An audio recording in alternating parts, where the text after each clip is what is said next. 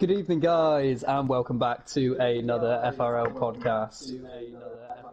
We are here for season. That was me, don't worry. We are here for season 5, round 9. Tonight, racing at Japan, and I'm here with Swinny and Jay Hartnell. How are we tonight, guys? I am very offended if you saw the starting soon screen, but we will elaborate shortly. And I'm going to keep this short because my apologies, this podcast is a bit earlier than normal, but I need to head off at 7:15 and unfortunately will not be racing tonight. So if you're here a bit earlier, thanks for bearing with us and making the earlier time. But yeah, I'll leave it at that. But yeah, doing well apart from that, thank you. Yeah, not too bad, Joe. Not too bad. Making the most of the sunshine, to be fair. Yeah. Yeah, why not? Are you off work this week, or just? I am indeed. I am indeed. Down to the unfortunate nature of my Mrs. Mother deciding to, depart the world. So yes, I've got a couple of weeks off work. So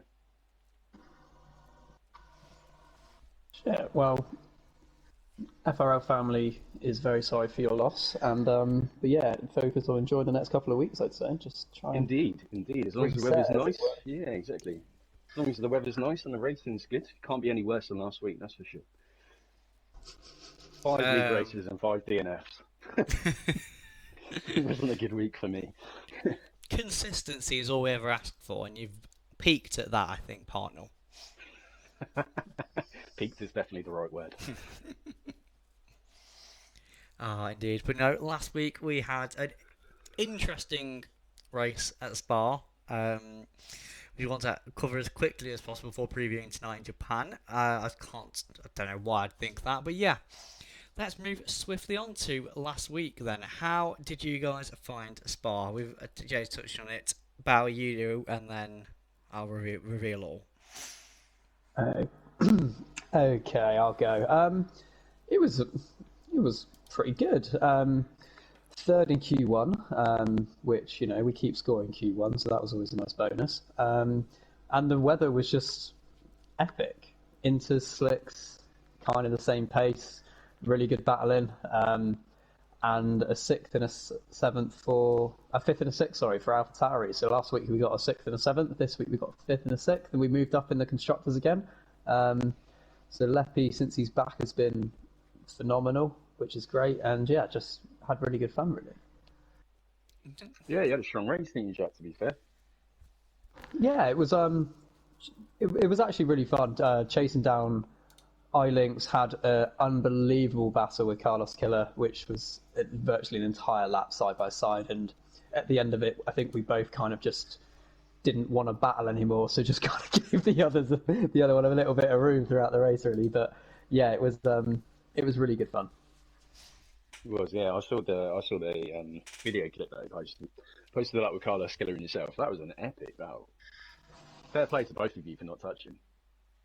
It was super fun, and it was I've had a load of good battles with Carlos over the last probably season and a bit, and he's one of those that I know I'm not gonna get shunted off, or I know that I can go that close with him, which is really nice.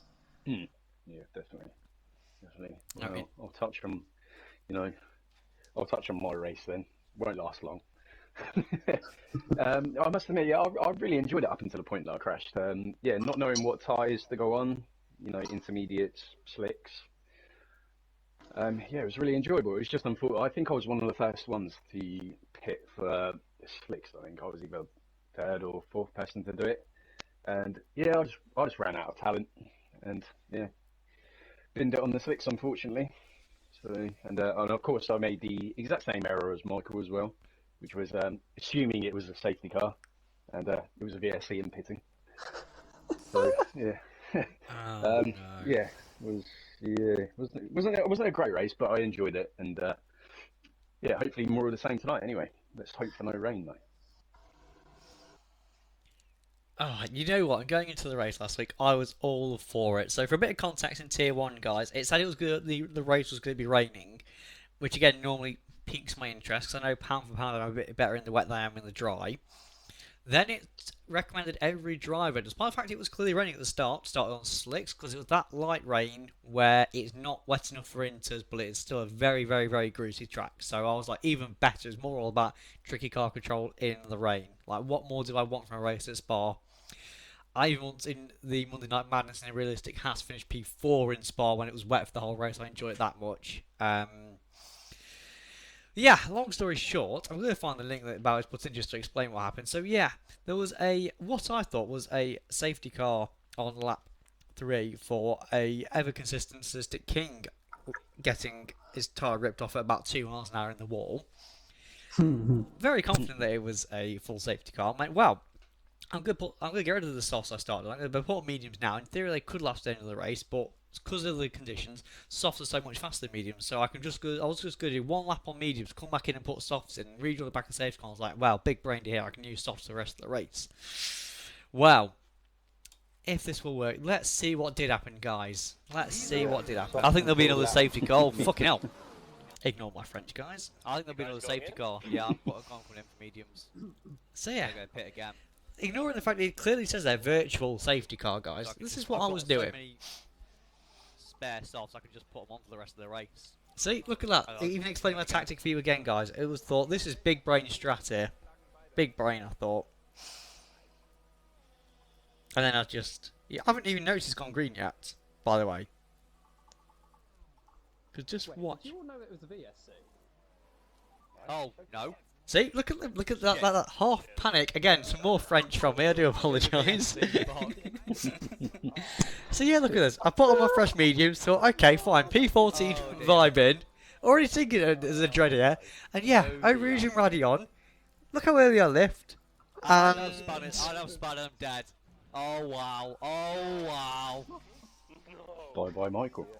I think there'll be another safety. yeah. That was my race, and I am gutted after the aforementioned conditions, thinking that was certainly a race for me. I'd like to say this entire time when I said, guys, you do realise it was a VSC, I was in tears of laughter, which didn't help Michael's mood, but I couldn't control myself. Like, normally I'm quite cool and I don't like rage quit after a crash, but that was one where I literally ended my stream after about 2 seconds of crashing and then just turned off my PlayStation about a minute later. I was so annoyed at myself. So annoyed. It happens to the best of us sometimes, guys. But yeah, now we've kind of wrapped that up. For full context, here are your results from Tier 1 and Tier 2. Solid result for Ilinks last week, wasn't it? He had an absolute stonking race. Wonderful.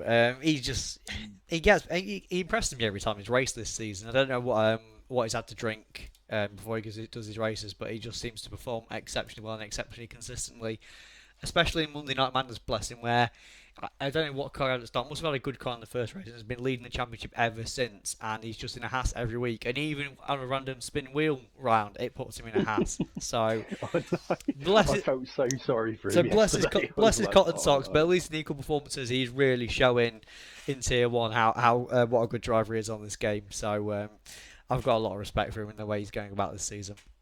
Yeah, definitely. He's definitely my most improved driver this year, I think, for sure.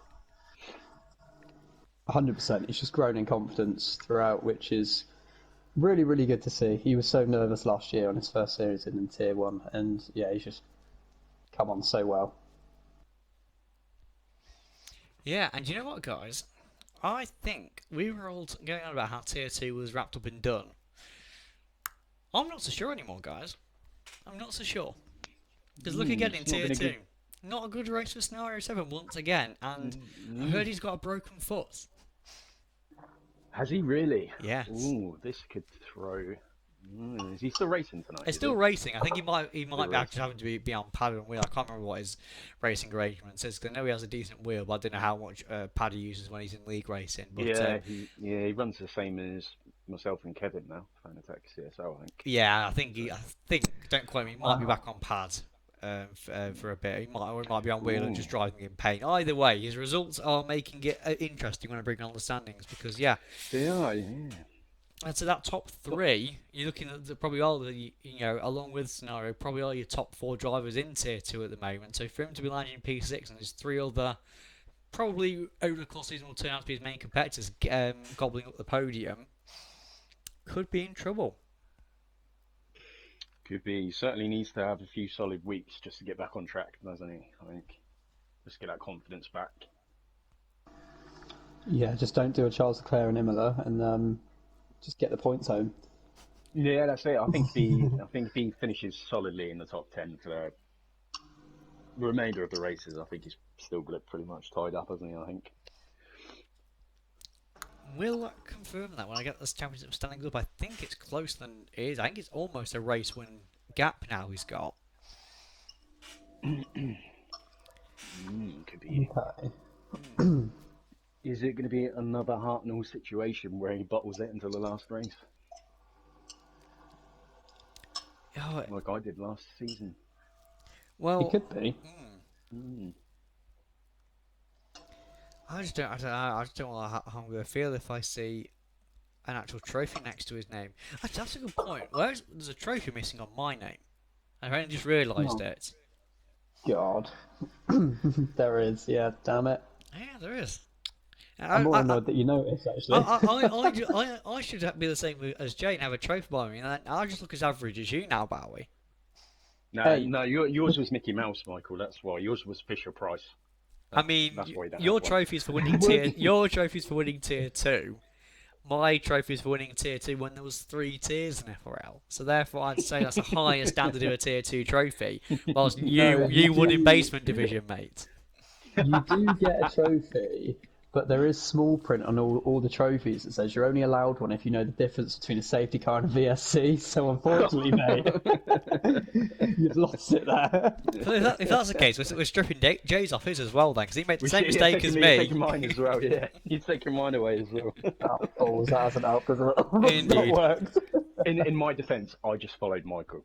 That's my defence. We're showing a fun why you're the team boss in realistic and I'm not, because when I lead, I clearly make a mistake. Dear. No, it's looking really good for tier 2. It's looking really good. Should be a good final few races. Oh, it is indeed. And Ryan, good evening in the chat. Good to see you. I'm just going to quickly swift off there and put the standings up for our Tuesday championship and how it is currently going. So yeah, somehow I managed to hold on to 5th in the standings, but bear in mind I'm not racing for the next 2 weeks, and I DNF last week. I'm going to have a run of 3 races without scoring points. That is not going to be the case. I'm going to do well. Bearing in mind you've got Carlos Killer is 25 points behind me. If I go on a run of 3 races not scoring, which it is going to be, I can't see myself even being in the top 10 by the time I come back to racing on Tuesdays, to be honest, guys. Yeah, you might get away with it tonight because I believe it's touch and go with Carlos Killer if he's racing tonight. So you might get away with it for this week with Carlos Killer. Okie dokie. Yeah, I'm just thinking if between now and next week, will Carlos catch 25 points on me? It is. When I say it out loud, it sounds reasonable. So yeah. I just need to hope that Bowie starts bottling it or missing a few races to make sure I finish ahead of him, because yeah, the way life is getting in the way of me and my own driving talent last week is stopping myself. Yeah, I'm not as confident as I was this time last week, to be honest with you guys.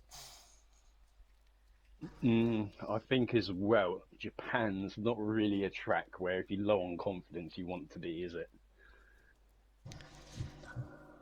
No, that's true. I'm not that low on confidence at the minute, and I like Japan, so I'm hoping for a good result tonight. Didn't you DNF in realistic when we went to Japan? I'm clutching at straws here for Bowie, but Because of it's your true, isn't dirty it? air, you were so slow in front of me, you gave me dirty air and I crashed. So just to confirm that you were behind me in the race as well, then. As your team boss, team boss, I will say this: there are no number 1 drivers. That's... I mean, because the you're way both Bowie just is as compared to useless as me. each other. I'd argue. I'm quite much more worse. I mean, if you look at our bank account, mate, I'm definitely more costly to you. I'm fighting for second in the standings. No, it's not What do fair. you mean Is there's it? no number ones? It's not fair, though, is it? I will You know- prove you all wrong. You heard it here first, guys. I'm going to win realistic this season. Please don't, because it means that your value goes up and I can't afford you next year. I'm going to bottle realistic this season.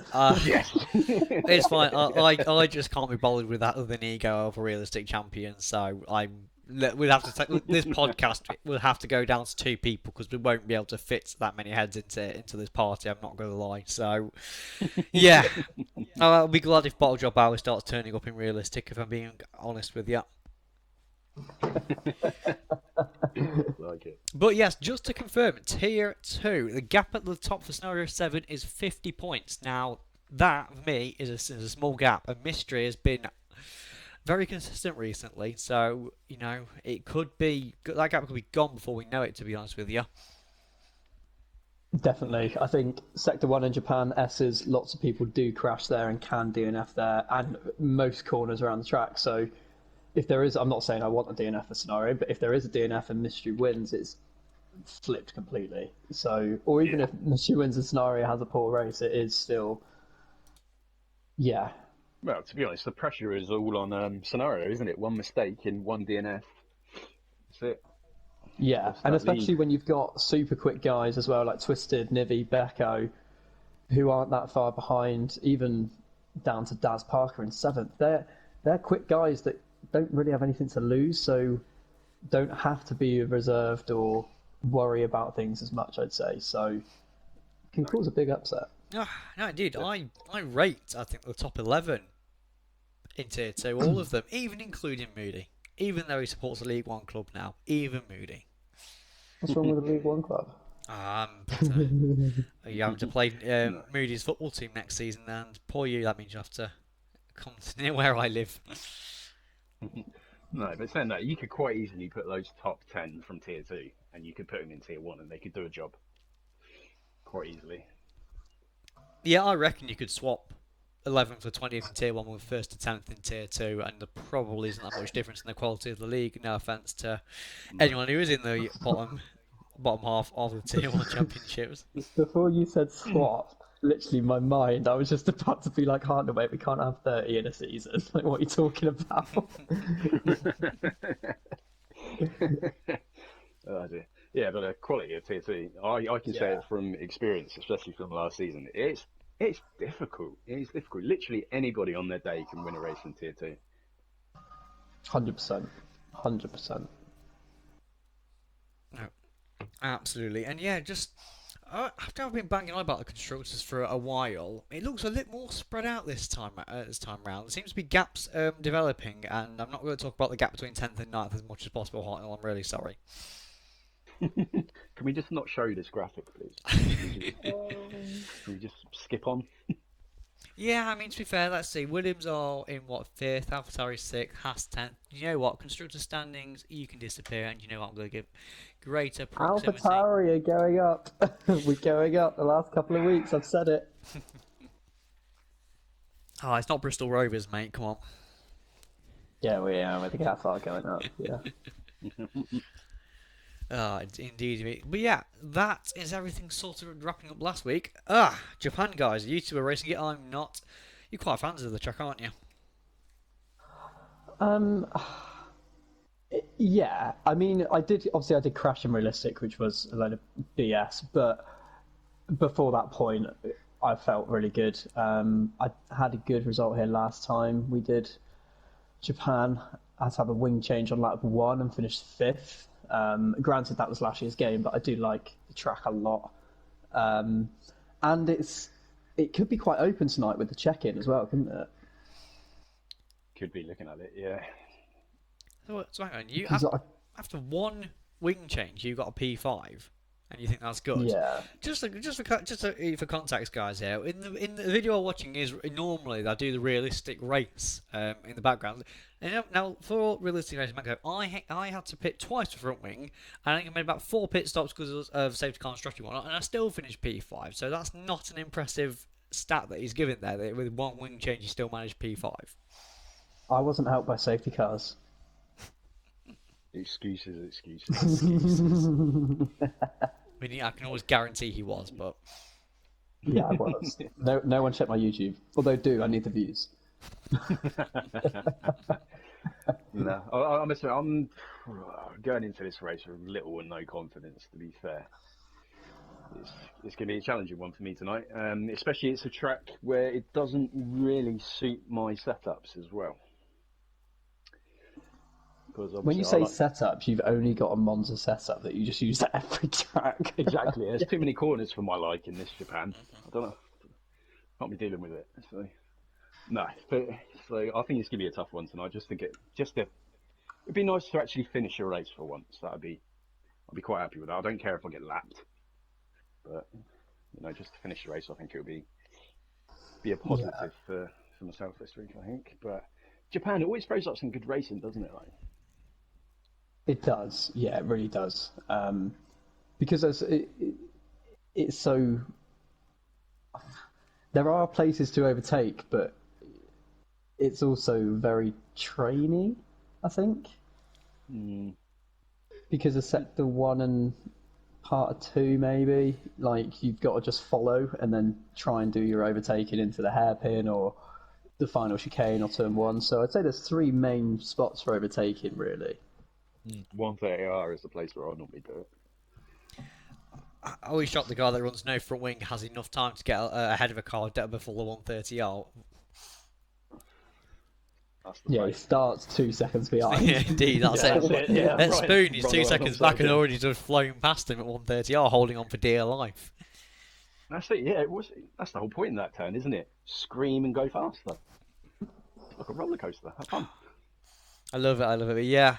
No, I think this one rewards the patient driver, because I think if you try and go for a move where clearly there isn't much scope of going for a move, or you just try and force yourself alongside a car, it's going to end in disaster for one of you. And if you're patient and you're not reckless with your moves, like I said, get DRS zone down to turn 1. And then my favourite place is Spoon, to be honest. Like, people don't expect you to dive bomb it, and I don't encourage dive bombing, but I do encourage clean dive bombing, and it's possible to lunge at a hairpin and put your car there. So no, I tend to rate the hairpin to go for a move. You can do the run out down to Spoon. I wouldn't recommend it. Definitely run down to 130R, and I wouldn't know why you do go for a move into the chicane before the DRS, because you just ruin your line for everything. So even there, I'd consider being patient. But no, I like this track, and I'm disappointed to be missing it tonight. Yeah, it's definitely a track for Mr. Consistent, isn't it? If you're consistent and you're just constantly sort of banging in the lap times, and you're not sort of deviating away from your correct lap time, I think you're going to do well. Rhythm. Yeah, that's the word I was trying to get for. Yeah, it's definitely a rhythm track, isn't it? You're either feeling it or you're not. Yeah, definitely.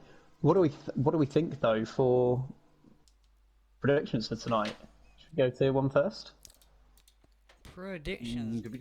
Indeed, let me just find out lineups for you guys and let's see what we think. And then secondly, check in, because I know there's 7 drivers, not all of them full time, who are not in racing in tier 1 tonight. So yeah, a bit of a mixed grid as well. Yeah.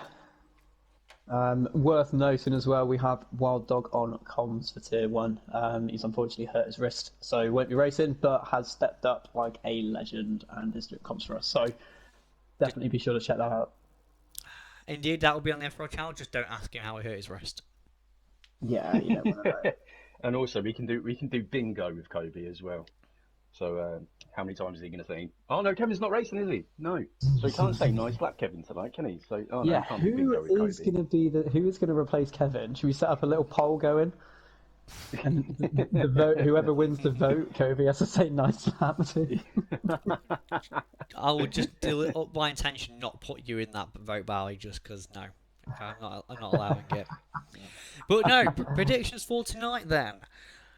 Oh, I'm going to go Ricky first, Smalley second, Sadistic third, and my wild card of Leppy. Nice. Pretty solid. I'll let you go next, Jack. Okay. I'm gonna go Smalley first. iLink second.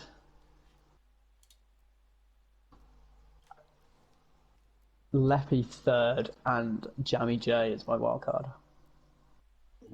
Oh yeah, Jammy. Yeah. Good show. I just have a feeling this is gonna be like an Abu Dhabi last year, where Sadistic won, and it was just such a mixed result that you weren't expecting. I think tonight could give that. Could be. Okay. I'm going to go with Dixon. I think Dixon's going to bring it this week, followed by Smalley in P2 and P3. I'm sorry, I have to choose all the big guns this week. It's going to be Jackson, with my wild card being Mr. Bowie himself. Hey, thanks, because man. it- I didn't know Dixon was racing. My confidence has gone down. Yeah, I didn't. I didn't notice Dixon was checked in. I feel a bit silly with my predictions now, but I'm gonna stand by them. Same. Stick to the guns. What about tier 2 then, gents? Tier 2.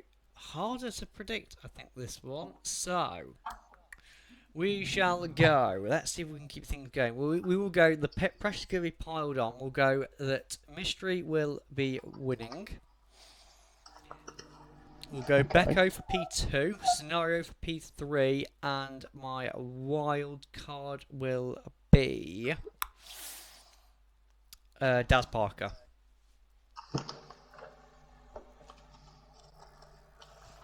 Nice. Okay.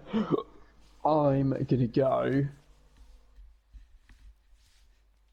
Twisted P1, Nivy P2, Mystery P3, and wild card is gonna be Bruce Fake Scouser. Boy. Yeah. Okay. Right, yeah, I see what you mean. Tier 2 is a bit difficult, isn't it? Right. P1, I'm going to go with Nivy. I think it's going to win this one tonight, followed by P2 Twister Science and P3 Daz Parker, with the wild card being Mystery. There we go. Solid choices. Now then, that is FRL stuff out of the way. Guys, we've had an F1 race at the weekend. What did you guys think of it? It was good. I felt like it could have been better, if that makes sense. I think it's an expectancy bias. I think because I get the impression people expected chaos and were almost guaranteed chaos, and it wasn't a chaotic race. So I think people feel a bit disappointed from that. Yeah, people feel disappointed about Wino DRS early on, but you know what? I actually still think it was a decent enough race, to be honest. I think drivers I wanted to do well didn't, which is why I also felt like a little bit down by it. That was a hell of a shunt then, in realistic. So I was a little bit distracted by that. But yeah, like I really thought Mick was going to get his first points, and he had a terrible weekend. K-Mag, I thought was going to be higher, but I don't think that Haas was quite as quick in the dry. Danny Rick and Sainz, the conditions really suited both of them, and it was a very silly mistake from Danny Rick, something that you wouldn't expect. So I think just because of that, I kind of wanted it to be Sainz in the battle for the top 4, so it was a full-on like Red Bull Ferrari scrap, which I felt we would have had if he didn't retire. Yeah, I would agree with you. It wasn't a great advert for F1, but I think we've become accustomed, like Michael said, to having these absolutely epic races between Max Verstappen and Lewis Hamilton last year. I think that's just what everyone is expecting now. So when you do get a bit of a dull race, I think everyone's sort of like, ugh. I wouldn't necessarily say it was a dull race, to be fair. It was still quite good in its own right. But I think just people are expecting that sort of battle to be week in, week out with Max and Charles. But it's not going to happen every week, is it? Let's be honest. No, I agree. And even when you look at races like Turkey last year, just because it's wet doesn't guarantee it's going to be exciting. I think if anything, drivers are almost I think that's what sport is. You're risk averse a lot of the time. When it's wet, that risk averseness is even greater. So it's what happens sometimes. People think, oh, we're jumbled up grid, this, that, and the other. But where you've got these much bigger cars and with no DRS in the wet conditions, it is harder to pull off a move. And then especially on a drying track when you've only got one real line for performance, if you then try and go off that line and then try and outbrake someone, you just know you're causing your garage problems, and especially in a cost cap era, people aren't just going to try and go for that crazy move. No, yeah, completely. Well, we nearly saw it with, I think it was Lance Stroll and Yuki Tsunoda, wasn't it, where Stroll went off that dry line. And the way that back end on that Aston Martin was scribbling about, it was like, how the hell did he say that? I Indeed. think it was only for like P9 as well, I think. Yeah, so that's the It was point. And just, even so, I'd go. Well, I think we saw one of the overtakes of the season with Russell on, sorry, Magnussen, Jay. But I thought, what a move that was. yeah, was a good move to be fair. I must admit, I am really pleased with George. He done a terrific job over the weekend. That car is absolutely nowhere, and to put it solidly in the top five for the first four races, great job by George. I think he's quite easily outperforming Lewis Hamilton at the moment, isn't he? Yeah, I think to be the only driver that's finished every race in the top five after 4 rounds. Could say at the start of the season, who do you think that would be? I don't. I mean, maybe on the basis of thinking the car will be the best, but just on being a solid driver that's being the most consistent driver on the grid. Now I'm beyond impressed with how Russell settled in at Mercedes. Definitely, definitely. It really is. It's all, I think it's adding to the pressure that Hamilton's under, or the questioning maybe. Yeah, I think so. I think it's I hate to say it, but maybe is it changing of the guard potentially?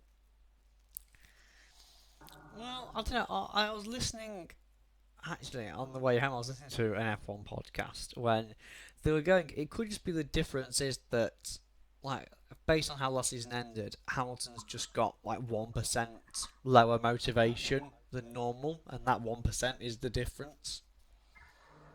I think also with Hamilton, he's the amount of stuff that he's doing away from F1.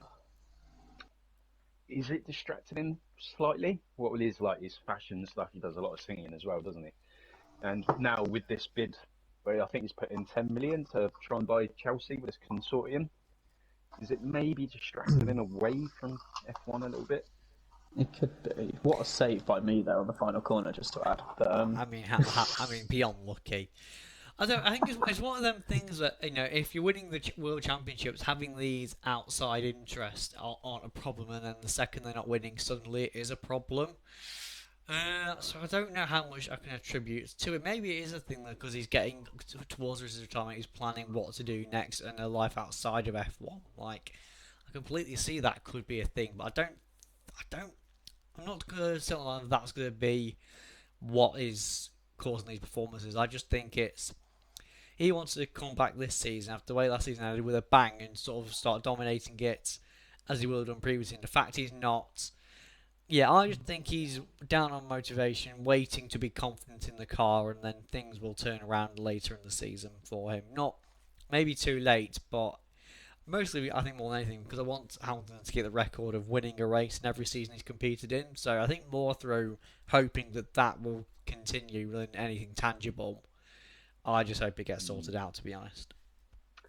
Yeah, to be fair, it's going to be quite an important couple of years for F1 because you think about it, the guys that are coming towards the end of their contracts or towards retirement, you've got Lewis, you got Alonso, Sebastian Vettel.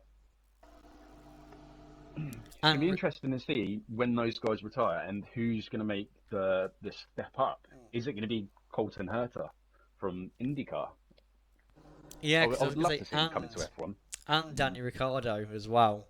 And I was just And reading Danny Rick as well, yeah. quite depressingly. This could be a full changing of the guard season if at the end of it Alonso, Vettel, Hamilton, and Ricciardo just decide enough's enough. Because then I think I was looking if those four all decided that they had wanted to walk away from the sport. I think apart from Perez, the entire grid would be under 30. Well, I think Magnussen will maybe turn 30 by the end of this season. You might have to confirm that for me because I'm sure he's 29 now. yeah, it is 29. I by being a stalker, I can confirm that. Thank you. Yeah, so we're going with a very young grid, and actually, it was quite crazy that we had I think this must be the first time we've had a Max Leclerc Norris podium, and if that isn't a bigger signifier of changing of the guard, I don't know what is. Definitely. And like I say, I do really hope that Colton Herta gets a chance in an F1 car. I hope McLaren give him a test or something just to see how good he is. Because I watch quite a lot of IndyCar, and the boy's a talent.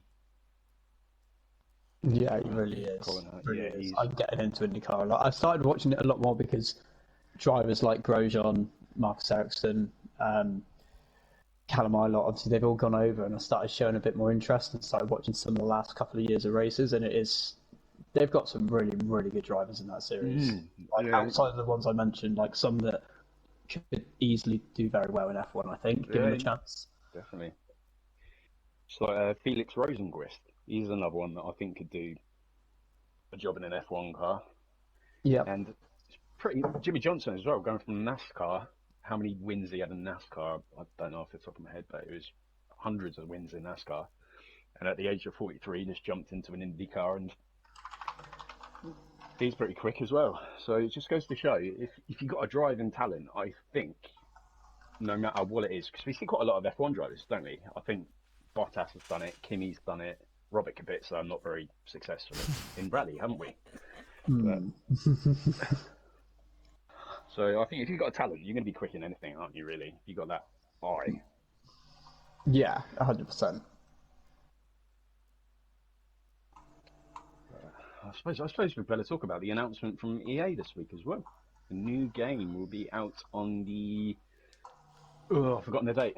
July the 14th. It's early July. I thought it was the Early 1st. Is it the first? Is it? Let me double check. I know it's very early in July. Yeah, I'm certain it's Friday the 1st of July. Friday the 1st. Even earlier than last year. Then it was the 13th last year, I think. Oh, it's just after Silverstone. Oh, wait, I'm at Silverstone. Did you just want to try and sneak that into, like, brag No, about I'm it not going then? to be able to play. Oh no, I can't play F1. I'll be watching the actual thing. Oh no, what a shame. It does sound better when you say it, to be honest, yeah. Yeah. So it seems to me this year's game is going to be a hell of a lot more involvement from EA from what I've seen. I mean, even doing their standard thing of cutting down the times, because normally, it's F1 2021. Next time, F1 22. It's the same as like FIFA 21. Like FIFA 20, very yeah. short, very short and snappy in the naming title. It does feel that more front and center EA game. So yeah, sensitive that this will be pretty much the new era because at the time that the ownership came in. So yeah, could be a very different game. And I really don't quite understand what F1 Life is going to be all about yet, so I'm quite intrigued as to how that will work. Yeah, I'm not too sure as well. I'm glad you brought that up. I can't quite get my head around it. Is it going to be good? I don't know. I suppose you have to play it and find out, I suppose. There is only one way to find out. I just hope they don't butcher up the car physics, the car handling. I like the way it worked out in 2021 was that the cars were still basically as fast as 2020, which was not realistic to life, and yet this year's cars are going to be a lot heavier and they are slower than last year's cars. And I do want them to correctly slow the cars down because if you've got a slower car, you will need to adjust your braking points and your turning, which is a learning curve, which is interesting for the drivers. So yeah, just get the cars right, please. I beg. Now the question is, are they going to put in porpoising? No. Do you My reckon? answer, no. I don't believe they will. You probably may get it in career mode where a development arch is something to stabilise the car, but there won't be like the visible porpoising in the game. Yeah. I'll be quite interested if they did. I'm sure I'll probably get annoyed with it after a couple of weeks, but no, I'm actually really looking forward to 2022. I think it'd be. I just, just like I just want to feel how the cars are. Yeah. I just want to just drive it. But over the past few F1 games, out comes the notebook again. I've said this a couple of weeks ago, where I had all my setups written down so that I could just go into the new game and just copy my old setups. Yeah. But I think with this new one, all the setups are going to be completely different, aren't they? I'm going to be trial and error for a lot of it, aren't they? I think. They really are, yeah. They really are. Luckily, by the time I get back from Silverstone, loads of people would have posted on time trial, so I can nickel theirs. You know what? I'd actually quite like him to take down what everyone's setups are again. I mean, would. they'll just end up on forum pages, but still, I almost want setups to be less accessible again. Yeah, I do as well. I actually quite enjoy sort of building my own setups. It's just, Yeah. you know, It's also fun where you can because I'd done it with co-op, and you couldn't definitely know what your rival was doing. Like they could tell you, but they could be lying, sort of thing. So it is fun to kind of have that advantage or disadvantage, and then know you've got to then try and tweak it and think, well, where am I going wrong, sort of thing. Yeah, I think I'd enjoy developing the skill because I've never really known how to develop a setup. I just basically copy other ones and see how good they feel. Like that has been my thing, and even before that, it was going on forums and nicking one that I liked. I didn't really know how to develop a setup myself. I still don't, but I think if they forced you to do that, I would be. I think I'd enjoy the challenge of it, to be honest. yeah, it is good fun. I've only done it for my own setups. I think Bahrain, Italy, and there's one other track as well. I think it's Abu Dhabi, to be fair, where I've just literally built my own setup. It does take time. That's the problem. You've got to do sort of like 10 laps, then come in and adjust things, do another 10 laps. It is quite time consuming. That's the only problem. I guess that's why just bomb on wings, off you go. Is the easy way to do That's it. it, Saves mate. a lot of time. Exactly. Minimal ride height, minimal wing. ride height. To be honest, we don't need the wings. Just put them. Take them off. Don't need them. It's fine. Adrian knew he would hate working for your team. He's like, yeah, I've got all these great ideas of aerodynamics. Yeah, don't need them, mate. Leave them at home. Yeah, exactly. Yeah, don't bother about that. Just put an engine in the back and just put a seat somewhere, and then off we go. Trust me, sir. I know what I'm doing. Yeah. In fact, how much weight is that seatbelt? Get rid of that. Yeah. If you crash and fall out of the car, that's fine. Don't worry about it. That's it. You just have massive bungees surrounding the track, so you just bounce into them. It'll be fine. Do you work at Mercedes, Hunt, or are you the reason they got rid of their side pods? If I did, I don't think I'd be very popular.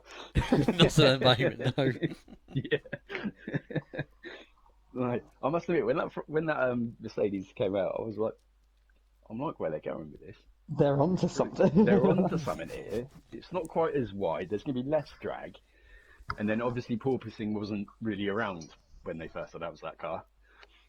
And then it gets on track, and then all of a sudden it's like a bloody what's it called? A trampoline. It's still mad how they missed that in a wind tunnel. Which there's only so many things you can discover with natural air.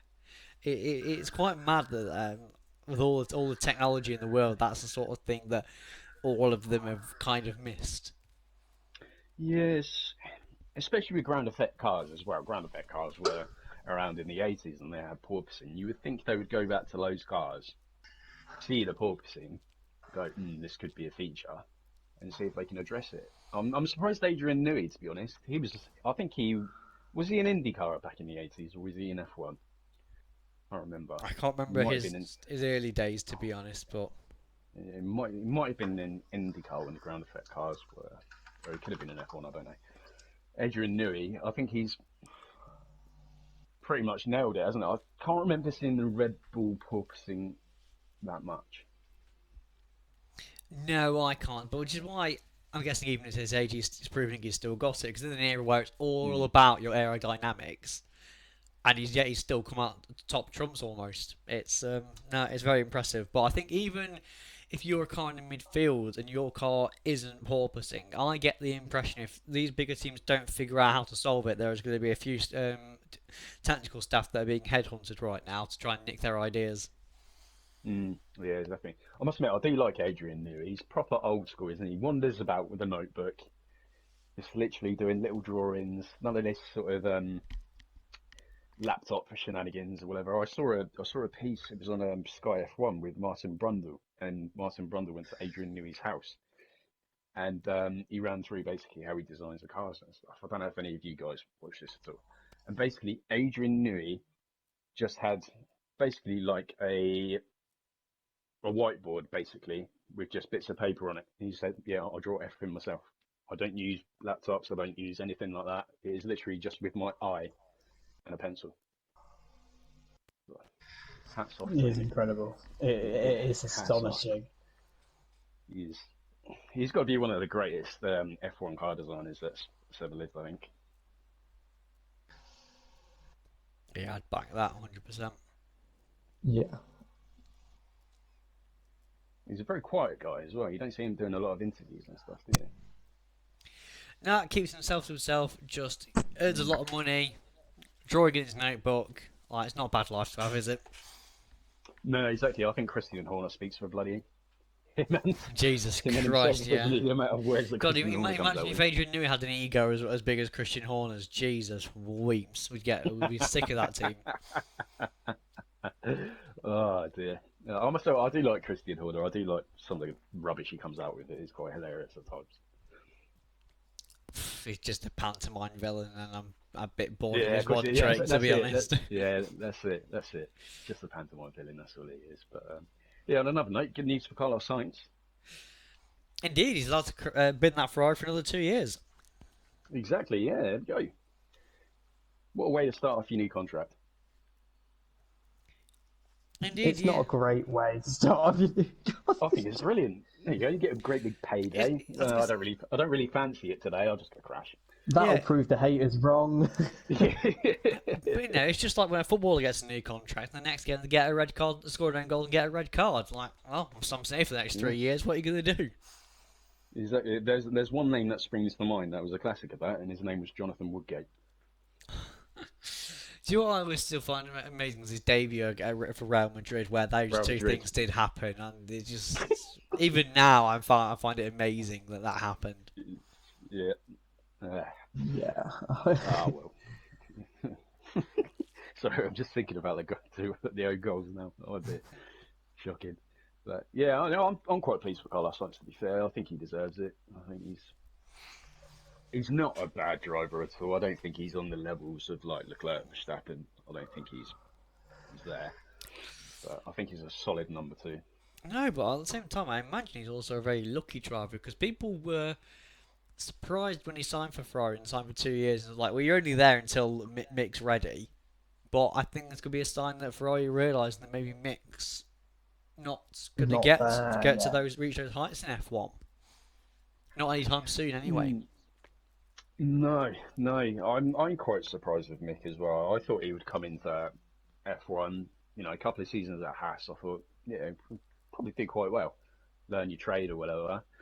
And then obviously Kevin's come in and just blown him out of the water basically. And to me, that's quite astonishing, from not being in an F1 car for a season, not being part of like any of the development or what have you, and to come into that Bahrain test and just outshine Mick straight away. Kind of, is Mick really the real deal? Well, I think his mistakes have shown that he's not. He's not yet. Imola was sloppy for him. The spin at the start was his fault, I'd say, and then obviously spin later in the race, it was quite embarrassing. So yeah, he's got to get it together. But I am just looking at time as well. Obviously, Swinny, you've got to head off, my friend. Would you like, since you are the one abandoning us, would you like to finish the stream with your fact of the week or tip? It's never a fact. It's never always a fact. Normally it's just tips, life guides, and it's my turn anyway, rather than me abandoning you. But yes, guys, thank you very much for being here at an earlier time. Thank you for people who've been in the chat. Thank you for Isaac who followed during the stream. And yeah, my advice, touch on something at the start, as Jay mentioned, it is lovely weather at the moment. Do make every effort to get outside, go for a walk, enjoy the weather, and get some endorphins in you. Walking's brilliant, and touch grass, guys.